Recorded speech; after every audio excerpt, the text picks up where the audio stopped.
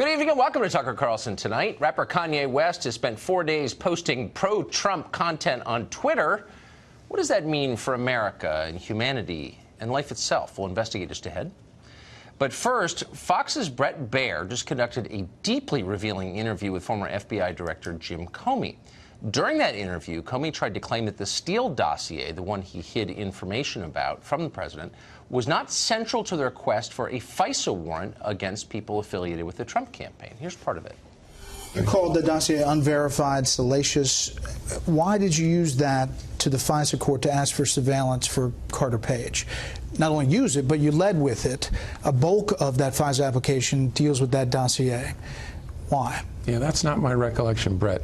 And I don't know that the FISA application has been released. My recollection was it was part of a broader mosaic of facts that were laid before the FISA judge to obtain a FISA warrant. There was a lot more than the dossier in the FISA application? My recollection was there was a significant amount of additional material about Page and why there was probable cause to believe he was an agent of a foreign power. And the dossier was part of that, but was not all of it or a critical part of it, to my recollection. I don't know that it's been released. Hiding behind government secrecy once again. Congressman TREY GOWDY represents South Carolina. He chairs the Oversight Committee in the House of Representatives, and he joins us tonight. Mr. Chairman, thanks for coming on. What did you watched the interview. What did you learn from it? A couple of things. Number one, the Page and Strzok he would have fired immediately, which means the two agents that were leading both the Clinton and Trump investigations should have been canned. Director Comey's recollection is flawed. If he does not remember telling Congress that his agents told him they didn't think Flynn was lying, then he needs to get his lawyers to go back and look at the transcript. We did not mishear. Maybe he misspoke, but that's in the transcript. And the double standard that he's had for the last couple of weeks still exists. You know, Clinton can lie and she ought to be president. McCabe can lie and he's still a stand-up guy. But Trump, boy, if he tells any lies at all, then impeachment is too good of a remedy for him. And that dangerous Martha Stewart, who went to prison for lying, and he brags about that in his book, right? He doesn't remember a lot. He doesn't remember when he first heard about the Steele dossier. He doesn't remember who told him about the Steele dossier. Is that plausible? No, because he knew that Republicans paid for it, even though that's inaccurate. So if he learned about it in the fall of 2016, then it was already known that the Democrats had picked up on that work. So whoever briefed him, why would you just say the Republicans started it, but not also include the Democrats finished it? So the part about it not being part of the FISA application, not a significant part, then Tucker, why did you use it at all? And I've actually read the application, and he's just wrong. It was an indispensable part of the application, period.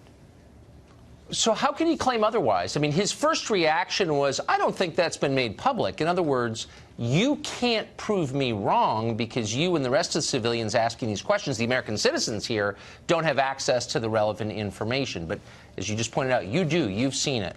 That's not true. This forms a central part of the request, correct? Well, there are three parts of it. This is one of the parts. They led with it. And if my recollection is correct, it occupied a disproportionately large part of that application. So I go back and ask all those who say it wasn't important, then why did you use it? If you didn't need it, why did you use it and why did you lead with it? So let's strip away the politics and take Trump out of this so we can see clearly. At the core is the allegation that Carter Page, the hapless Carter Page, was acting, as the former director said tonight, as an agent of a foreign power. Is that a plausible claim? Do you think any reasonable person looking at the available evidence could reach a conclusion that Carter Page is a Russian agent? It'd be tough. I think most people that have any experience with Carter Page, which would include the FBI, because they've interviewed him on a number of occasions, you'd be more likely to call him a clown than a spy. So what do you make of that? And I don't say that to be disparaging towards him. I mean, I spent a lot of time with him in a congressional committee room. Right. If anyone needed his Fifth Amendment right to counsel, if anyone needed a lawyer while he was talking to Congress, it would have been Carter Page. I just don't. I mean, he's not James Bond. He's not Jason Bourne. It's sad, actually.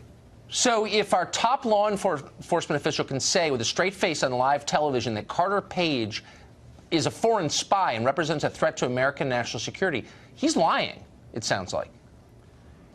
Well, I don't quarrel with the FBI wanting to run out a lead. I mean, I'm probably biased. Well, I am biased towards law enforcement. Go ahead and run out the lead. The challenge then becomes when you are going to spy on an American citizen, it needs to be more than a lead. You need to have probable cause and make all proper representations to the court.